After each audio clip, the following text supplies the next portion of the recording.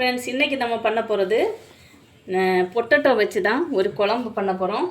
வித்தியாசமான முறையில் பண்ண போகிறோம். சாப்பிட்டுருப்பீங்களோ என்னமோ தெரியாது, நான்வெஜ் தோற்று போவோம் அந்த மாதிரி டேஸ்ட்டில் பண்ண போகிறோம். வாங்க வீடியோக்குள்ளே போகலாம். நான் வந்து இதில் மிளகுத்தூள், மஞ்சள் தூள், கொஞ்சமாக எண்ணெய், கொஞ்சமாக உப்பு போட்டு விரசி வச்சுருக்கேன். உப்பு வந்து இப்போ போடாட்டா கூட பரவாயில்ல, விரசி வச்சுருக்கேன். கடாய் சூடாச்சு, எண்ணெய் விட்டுக்கலாம்.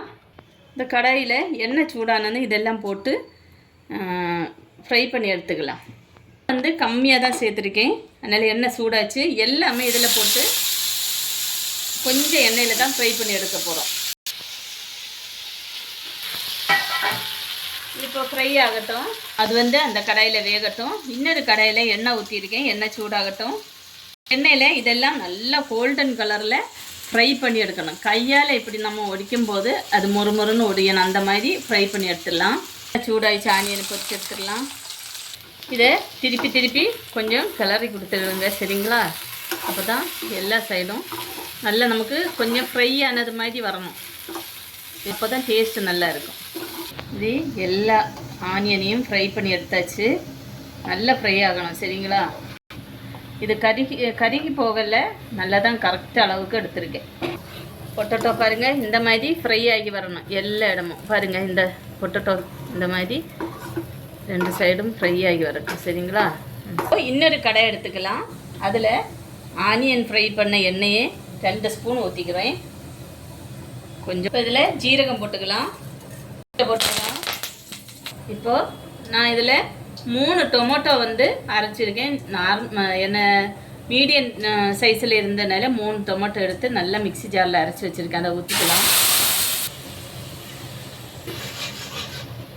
பாருங்கள், பொட்டேட்டோ இப்போ இந்த அளவு ஃப்ரை ஆனால் போதும். இப்போ ஸ்டவ் ஆஃப் பண்ணிக்கலாம். இது ஒரு ஓரமாக இருக்கட்டும். இப்போ நம்ம இதில் கொஞ்சம் மசாலா எல்லாம் போட வேண்டியது இருக்குது. அதுக்கு மஞ்சள் தூள் போட்டுக்கலாம், கொஞ்சமாக காரத்துக்கு மிளகுத்தூள் போட்டுக்கலாம், காஷ்மீர் சில்லி போட்டுக்கலாம், கொஞ்சமாக கரம் மசாலா போட்டுக்கலாம், கொஞ்சமாக காயப்பொடி போட்டுக்கலாம், 1 ஸ்பூன் மல்லித்தூள் போட்டுக்கலாம். நல்லா இதை பண்ணி போட்டுக்கலாம். ஜாரு தான் நல்லா வாஷ் பண்ணலை. அதில் இப்போ ஒரு மெயின் மசாலா நம்ம ரெடி பண்ண போகிறோம். அதுக்கு ஆனியனை போட்டுக்கலாம். ஒரு 2 ஸ்பூன் அளவுக்கு கெட்டி தயிர் விட்டுக்கிடுங்க. 5 பல் பூண்டு போட்டுக்கிறேன். மிக்சியில் நல்லா அரைச்சிட்டு வரலாம். இந்த மாதிரி நல்லா அரைச்சாச்சு. நல்லா அரைச்சாச்சு. இந்த மசாலா இதில் போட்டுக்கலாம்.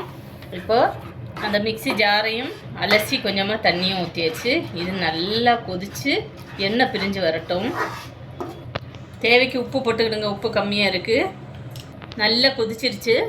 இப்போ நம்ம இதெல்லாமே மேலே அப்படி போட்டுக்கலாம். செம வாசனை, சூப்பர் டேஸ்ட்டு. இது நல்லா கொதிக்கட்டும்.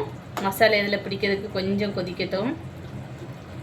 சூப்பராக பார்க்கவே அவ்வளோ அழகாக இருக்குது பாருங்க.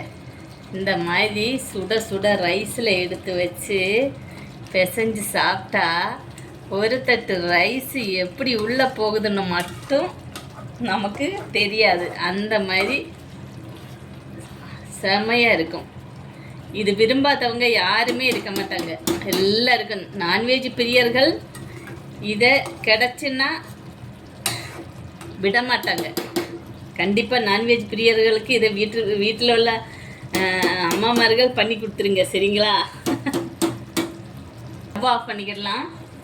இப்போ ரைஸ் மேலே இதை அப்படியே எடுத்து வச்சு விரசி சாப்பிட்டா ஆஹா,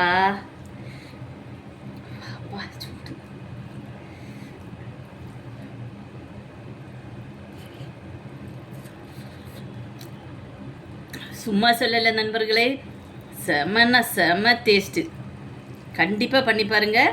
பண்ணி பார்த்துட்டு என்னோட சேனலில் வந்து கமெண்ட் பண்ணுங்கள். ஓகே, பாய்.